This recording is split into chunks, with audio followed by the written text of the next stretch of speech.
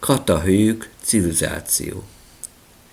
Katahőjük az egyik legjelentősebb újkőkorszaki neolitikus település, amely a mai Törökország középső részén, a Konya-síkságon található. A lelőhely időszámítás előtt 7500, tehát Krisztus előtt 7500-tól 6400 között volt lakott. Fénykorát Krisztus előtt 7000 körül érte el, és a világ egyik legkorábbi, legnagyobb ősi településének számít. Főbb jellemzők: lakosság és méret. Fénykorában Katahőjük lakossága elérte a 3000-től 8000 főig. A település területe pedig mintegy 12-34 hektár volt. Ez a korabeli településekhez képest rendkívül nagynak számított. Település szerkezet. A házak agyaktéglából épültek, szorosan egymás mellé, utcák nélkül. Az épületek négyszögletesek, egy vagy két szobából álltak, s tetőről lehetett bejutni az épületekbe. Létrák segítségével. A házak között nem voltak közterek vagy utcák. Közösségi élet a tetőkön zajlott. Társadalom. A régészeti leletek alapján Katahőjük társadalma egalitárius volt, vagyis nem mutatható ki jelentős társadalmi rétegződés vagy hierarchia. Nem találtak városfalat, nagyobb közösségi épületet vagy templomot sem. Hozzá kell tennem, az ubai civilizációban se voltak városfalak. Tehát az emberiség, ez a 7000, meg 6000, ebben az időszakban fel sem merült, hogy falakat építsen. Nem voltak ellenségeik.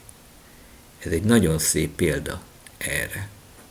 Gazdaság. A lakók földműveléssel, búza, árpa, borsó termesztése, állattenyésztéssel, juh, kecske, szarvasmarha háziasítása, vadászattal és gyűjtögésztéssel foglalkoztak. A környező dombokról gyümölcsöket, mandulát, pisztáciát gyűjtöttek. Kézművesség és kereskedelem. Az obszidián vulkáni üveg eszközök készítése kiemelkedő volt. Az obszidiánt Észak-Anatóliából szerezték be, és távolabbi területekkel is folytattak árucsere kereskedelmet, például földközi tengeri kagylók, szírai kovakő. Temetkezés. A halottakat a házak padlója alá temették, gyakran több generáción keresztül ugyanazon a házba. Ez a rituális gyakorlat szoros családi és közösségi kötelékekre utal. Művészet és hitvilág. Katahőjük híres a gazdag művészeti örökségéről. Falfestmények, domborművek, szobrocskák.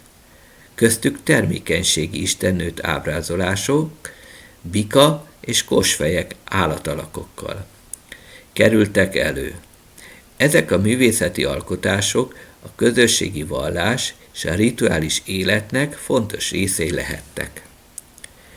Régészeti jelentőség. Felfedezés és feltárás.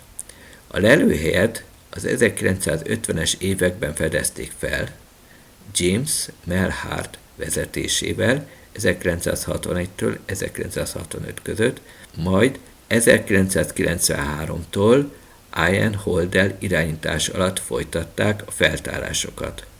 Az ásatások során 18 építési réteget azonosítottak, amelyek a település hosszú, több mint 2000 éves folyamatos lakottságát bizonyítják. UNESCO világörökség.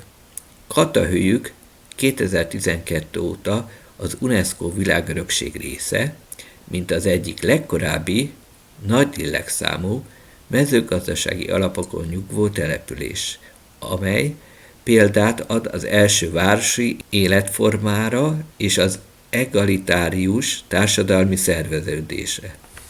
Összegzés. Katahőjük az emberi civilizáció egyik legkorábbi, legnagyobb és legjobban kutatott neolitikus települése.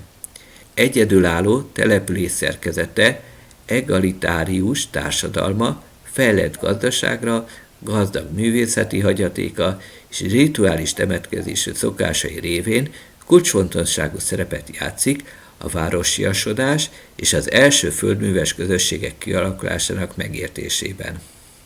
Elmélet. Katahőjük jó példája, hogy az emberi civilizáció milyen szinten tud fejlődni, és milyen szinten áll meg, és nem fejlődik tovább. Jó példa arra, hogyha nincsen külső befolyás, akkor hogyan és meddig tud kibontakozni.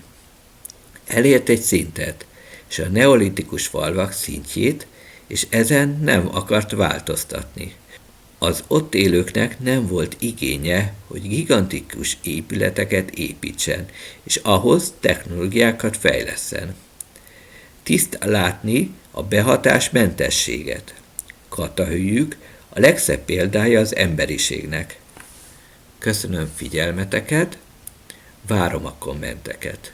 Sziasztok!